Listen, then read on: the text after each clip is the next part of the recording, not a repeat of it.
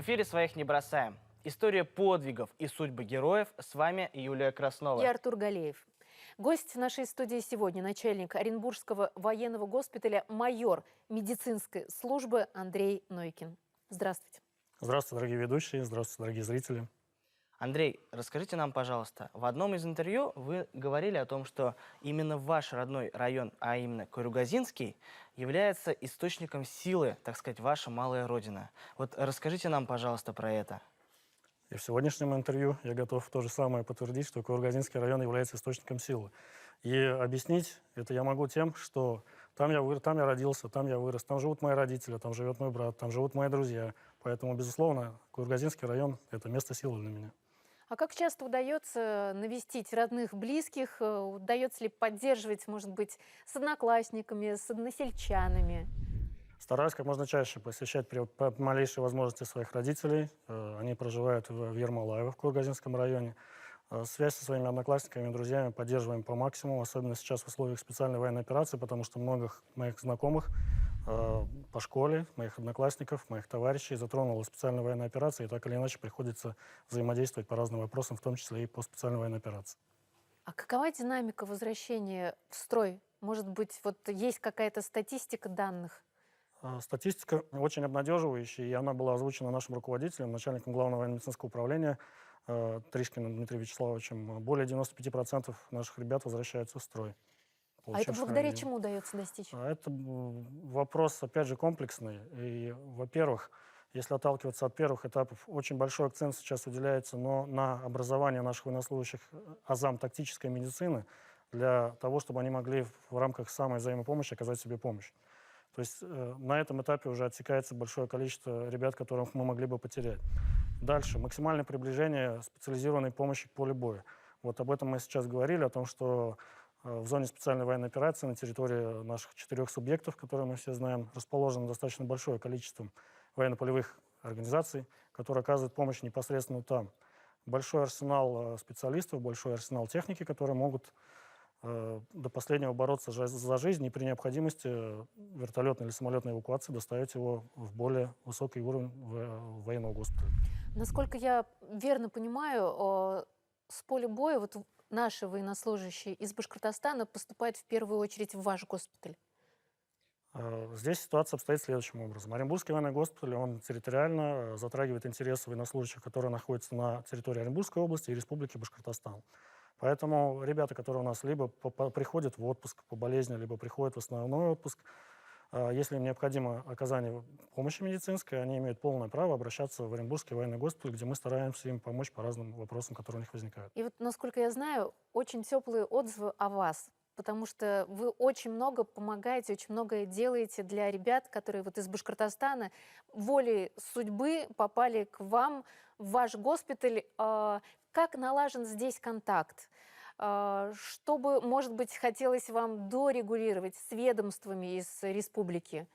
Спасибо большое за такую оценку. Во-первых, моя работа, для этого мы там все и находимся, для того, чтобы хоть где-то как-то помочь нашим уважаемым бойцам. У нас налажен плотный контакт с военно-врачебной комиссией военного комиссариата Республики Башкортостан, с руководителями. В общем-то, все необходимые документы мы всегда им доводим. Маршрутизацию определяем пациентов, как они могут к нам поступать, что для этого необходимо, какой перечень документов нужен. Все телефоны предоставлены для того, чтобы записаться там, на какую-то из консультаций и так далее. Ну и всем всегда я говорю, что мои двери всегда открыты, могут в любой момент обратиться ко мне, я никогда никому не откажу, выслушаю, помогу и смаршрутизирую в то направление, которое необходимо.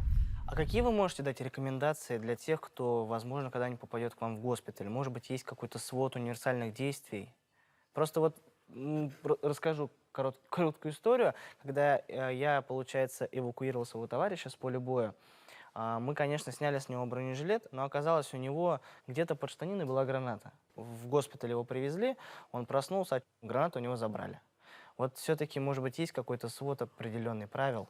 Здесь на самом деле универсальная ситуация, потому что они проходят досмотры с помощью военной полиции. То есть для того, чтобы исключить пронос боеприпасов, с помощью военной полиции мы эту угрозу от себя сейчас нейтрализовали. Каких-то универсальных правил для того, чтобы наши земляки, жители Башкирии приезжали к нам и лечились, они, как и для всех жителей любого субъекта, который к нам попадает на лечение, Там вопрос замыкается просто на документы направительные. Дальше ему нужно приехать в госпиталь, расслабиться и получать лечение. Все. А были такие случаи тяжелые все-таки, когда бойца привезли, а внутри него снаряд, может быть, ВОК не разорвавшийся, и то есть вы берете на себя, надеваете бронежилет, каску и начинаете оперировать? Ну, я немножечко, если позволите, экскурс исторический сделаю. У нас в стенах нашего госпиталя работает один специалист по фамилии Бобровский, наш бывший начальник отделения анестезиологии и реанимации, награжден орденом мужества как раз за такой вид операции, когда во время боевых действий в Чечне не разорвавшийся снаряд бойца доставили в операционную, он давал ему наркоз, хирург и он получили по ордену мужества за успешную операцию. К нам напрямую такие ребята не поступали, но поступали на долечивание, так скажем. Такой же парень был в 23-м году, которого в Москве прооперировали, извлекли не разорвавшийся снаряд, и тут же через буквально пару дней его доставили к нам, мы уже проводили ему там реконструктивные различные операции, восстанавливали его. Непосредственно у нас нет, но мы сталкивались с такой ситуацией, с этапов эвакуации других. Вы военной медицине посвятили, насколько я знаю, около 20 лет или уже больше? В августе будет 20 лет. В 2005 году я поступил в военно-медицинскую академию. Собственно, с тех пор я служил и на Дальнем Востоке, и в Тверской области, и волею судеб оказался на Оренбургской земле, на которой прохожу службу уже с 2017 года. 2 ноября исполнилось ровно 3 года, как я сюда возглавляю Оренбургский военный госпиталь.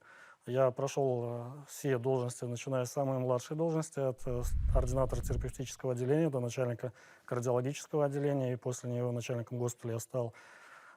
Это великое учреждение, я не побоюсь этого слова, в этом году оно отпраздновало свое 280-летие. Огромная честь возглавлять этот замечательный госпиталь. А у вас есть все-таки пример какой-нибудь?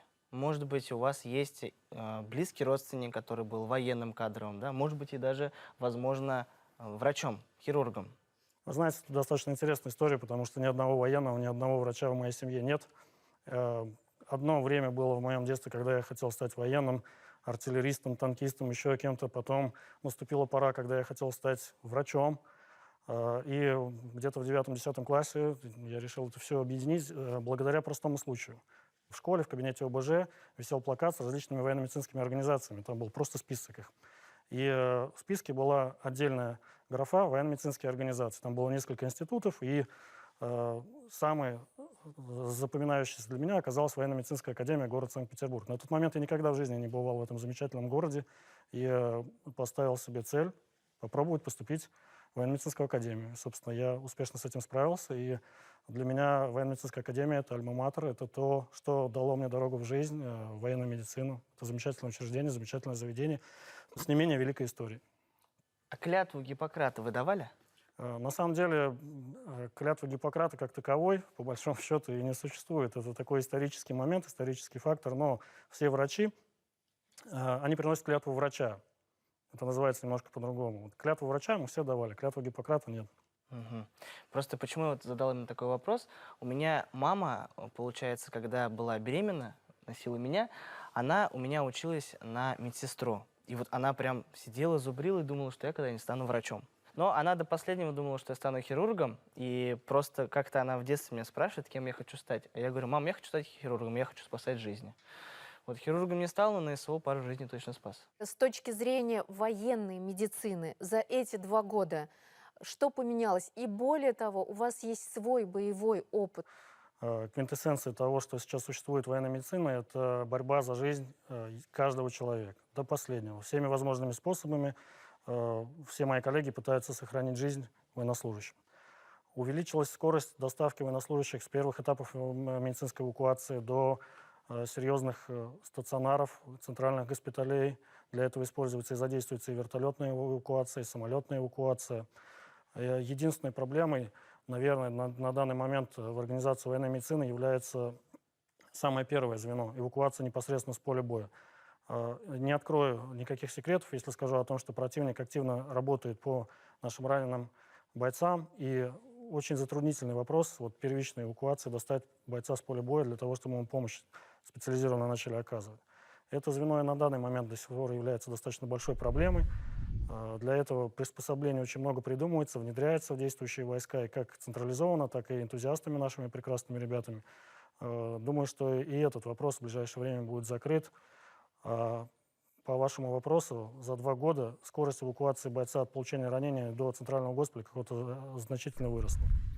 У нас есть коллега, который сейчас находится в зоне СВО в полку Башкортостан, Рафик Ахмедшин. Он тоже журналист в службе новостей. Однажды пришел ему такой термин «ангелы в белых халатах». О людях, которые служат там, где спасаются человеческие жизни. Скажите, пожалуйста, кто эти ангелы в белых халатах? И это же стены тоже волшебные. Они имеют 280-летнюю историю. Стены госпиталя Оренбургского. Особый дух, особая атмосфера. Поделитесь. Безусловно, так. Я готов очень много рассказывать про прекрасный госпиталь, который я возглавляю, но люди в белых халатах, кто это? Ангелы в белых халатах. Я так могу обратиться к любому сотруднику нашего госпиталя, и не только нашего, любой военно-медицинской организации. Ну, чтобы вы понимали, у нас сейчас поступление раненых может происходить и в выходные дни, и ночами, и в праздничные дни, когда угодно. Ни один из сотрудников ни разу не пожаловался на то, что я его вызвал ночью или в праздник, или в выходной день принимать раненых или больных. Ни один сотрудник по причине своей перегрузки, не подал заявление на увольнение, не ушел от нас за все это время. Это люди, которые находятся на своих местах, это люди, которые, ничего не преувеличивая, я скажу, спасают человеческие жизни, восстанавливают их душу. Безусловно, это так. И дай бог им всем за это большое спасибо, потому что меня тоже ни один хирург, ни один врач, так сказать, штопал, восстанавливал, и те же самые реабилитологи, и те же самые сотрудники и врачи, которые работают в санатории. Все, на самом деле, люди ангелы.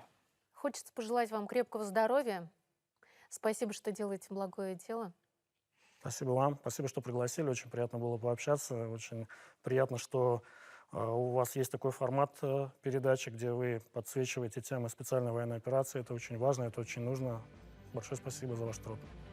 Это была передача «Своих не бросаем» о подвигах современных героев, о тех... Кто приближает победу в тылу. С вами были Артур Галеев И Юлия Краснова. Увидимся через неделю.